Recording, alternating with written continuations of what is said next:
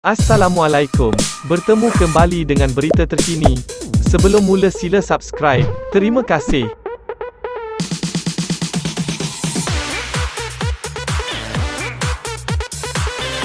Datuk Seri Dr. Ahmad Zahid Hamidi menafikan di Mahkamah Tinggi hari ini bahawa beliau menuding jari kepada bekas setiausaha eksekutifnya Mej Mazlina Mazlan Tanda Ed Ramli berhubung pembayaran kad kredit peribadinya menggunakan cek Yayasan Akal Budi hanya untuk melepaskan tengkuk sendiri.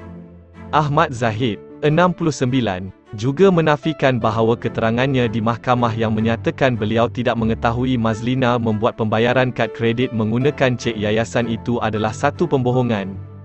Beliau berkata demikian semasa disoal balas timbalan pendakwa raya Datuk Raja Rosela Raja Toran pada prosiding membela diri atas 47 pertuduhan iaitu 12 pecah amanah, 8 rasuah dan 27 pertuduhan pengubahan wang haram, membabitkan puluhan juta ringgit dana milik Yayasan Akal Budi (YAB). Raja Rosela, saya katakan bahawa Datuk Seri tidak beritahu satu perkataan pun untuk menafikan kepada Pegawai Perakam Suruhanjaya Pencegahan Rasuah Malaysia (SPRM) semasa kenyataan direkodkan kerana Datuk Seri sendiri yang membenarkan Mejar Mazlina Mazlan Tanda Ed Ramli, bekas setiausaha eksekutif Ahmad Zahid menggunakan cek YAB untuk membayar kad kredit itu. Ahmad Zahid berkata tidak setuju.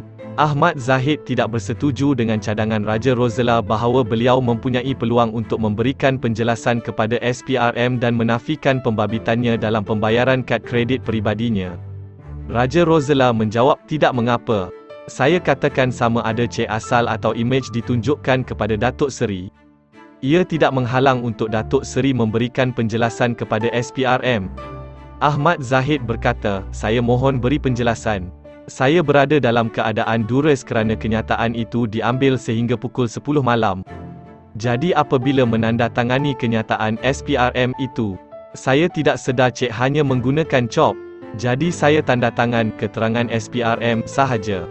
Ahli Parlimen Bagan Datuk itu juga tidak bersetuju dengan pendakwaan bahawa keterangannya di mahkamah adalah palsu kerana tidak sama dengan keterangan yang diberikannya kepada SPRM.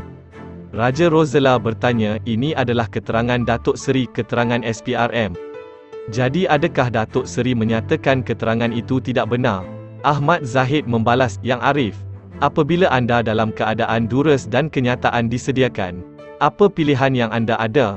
Terdahulu, pada prosiding sebelah pagi, Ahmad Zahid menegaskan bahawa keputusan YAB untuk membuat pelaburan 10 juta ringgit dalam syarikat Armada Holdings sendirian berhad tidak direkodkan dalam resolusi yayasan disebabkan kesilapan setiausaha syarikat. Pelaburan 10 juta ringgit tiada perjanjian hitam putih.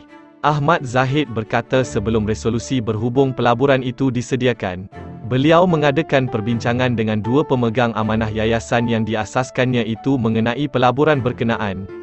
Raja Rosela bertanya, kalau betul bagai dikata, 10 juta ringgit itu adalah pelaburan, mengapa tiada sebarang perjanjian hitam putih antara YAB dan Armada Holdings?